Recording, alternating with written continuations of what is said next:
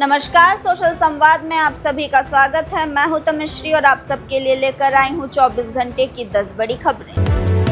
जम्मू और कश्मीर तथा लद्दाख जैसे केंद्र शासित प्रदेशों को जोड़ने वाले जोजिला दर्रे में हिमस्खलन के चक्कर में 7 लोगों की जान चली गई और अन्य लोग घायल हो गए। ये घटना तब घटी जब ऊंचाई वाले हिस्से से भारी वाहन गुजर रहे थे और वाहनों के ऊपर बर्फ गिर पड़ी, जिससे कई वाहन बर्फ में दब गए। घटना की सूचना मिलते ही कई एजेंसियों ने बचाव अभियान शुरू किया और बर्फ हटाने की कोशिश भी की। लद्दाख के उपराज्यपाल विनय कुमार सक्सेना ने इस घटना पर शोक व्यक्त किया है।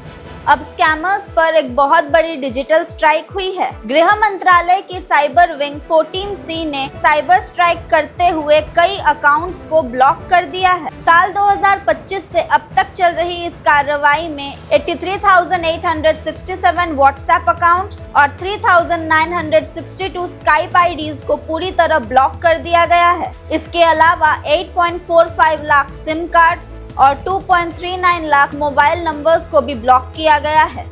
आगामी जनगणना 2027 में लिव इन रिलेशनशिप्स को लेकर एक बहुत बड़ी जानकारी सामने आई है। अब अगर कोई लिव इन कपल खुद को स्टेबल रिलेशनशिप में मानता है और एक ही घर में रह रहा है तो उसे मैरिड घोषित किया जाएगा। ये फैसला सिर्फ एक टेक्निकल बदलाव नहीं है, बल्कि समाज की बदलती सोच की ओर भी संकेत करता है। हालांकि इस पर बहस भी तेज हो गई है कि क्या बिना शादी के ऐसे संबंधों को शादी का दर्जा दिया जा सकता है या नहीं। थलपति विजय ने तमिलनाडु विधानसभा चुनाव को लेकर अपने पार्टी के नए उम्मीदवारों की लिस्ट जारी कर दी है। इस दौरान एक भावुक कर देने वाला पल भी देखने को मिला था। उम्मीदवारों की घोषणा के दौरान विजय ने अपने पूर्व ड्राइवर और वर्तमान पर्सनल असिस्टेंट के बेटे को टिकट दिया, जिससे पूरा वातावरण भावुक हो गया। लंबे समय तक विजय के ड्राइवर रहे राजेंद्रन के लिए ये पर्व गर्व का था। जमशेदपुर में लगातार लेट चल रही ट्रेनों के खिलाफ अब जनाक्रोश उभरने लगा है। जमशेदपुर पश्चिमी के विधायक सरयू राय ने अब ट्रेन की लेट लतीफी के खिलाफ मोर्चा खोल दिया है। 7 अप्रैल को अब लेट लतीफी को लेकर धरना प्रदर्शन होगा। सबसे खास बात यह है कि सरयू राय स्वयं एनडीए के तरफ से हैं। वे जदयू के ही नेता हैं। वे जदयू के विधायक है और जदयू एनडीए के गठबंधन में है, तो इसका मतलब ये है कि सरयू राय अपने सरकार के खिलाफ ही धरना प्रदर्शन कर रहे हैं। कुछ दिनों पहले हवाई यात्रा को यात्रियों के लिए सुविधाजनक बनाने के लिए कुछ दिशा निर्देश जारी किए गए थे, जिसमें 60% सीटें हर एयरलाइन कंपनी को मुफ्त में आवंटित करनी थी। लेकिन इस फैसले का एयरलाइन कंपनियों ने बहुत बड़ा विरोध जताया था। लेकिन अब सूत्रों के हवाले से खबर आ रही है कि सरकार का रुख साफ है और ये आदेश लागू रहेगा।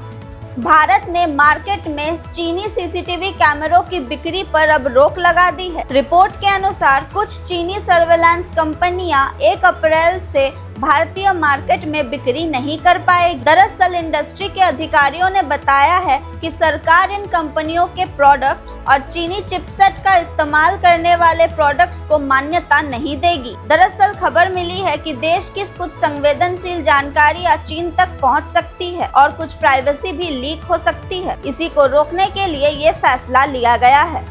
देश भर की अदालतों और संस्थानों को बम से उड़ाने की धमकी देने वाला श्रीनिवास लुइस अब मैसूर से गिरफ्तार हो चुका है। दिल्ली पुलिस ने साइबर जांच की मदद से उसकी लोकेशन ट्रैक की। आपको बता दें, आरोपी ने 1100 ईमेल भेजे थे और हाईकोर्ट, स्कूल्स और कई राजनीतिक संस्थानों को टारगेट किया था और बम से उड़ाने की धमकी दी थी। आरोपी के मानसिक स्थिति की जाँच भी की जा रही है। देश की एलपीजी किल्लत के बीच अब सरकार ने एक अहम कदम उठाया है। उसने केरोसिन के नियमों में ढील दी है। इन नियमों के तहत कुछ पेट्रोल पंप्स को केरोसिन स्टोर करने और बिक्री करने की अनुमति होगी। ये वही पेट्रोल पंप होंगे जिन्हें सार्वजनिक क्षेत्र की तेल कंपनियां चला रही होंगी। हर तय आउटलेट 5000 लीटर तक केरोसिन स्टॉक कर सकेगा। हर जिले में ज्यादा से ज्यादा 2 सर्विस स्टेशनों को ये अनुमति दी जाएगी।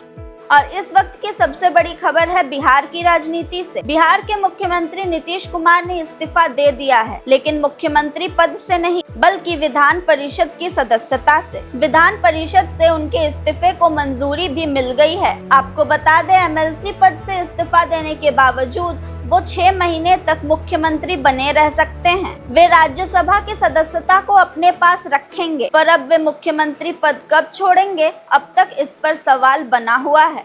तो ये थे 24 घंटे की कुछ 10 बड़ी खबरें। आपको कैसी लगी हमें कमेंट में बताएं और देखते रहे सोशल संवाद। अपने सहयोगी श्रवण के साथ मैं तमिश्री, धन्यवाद।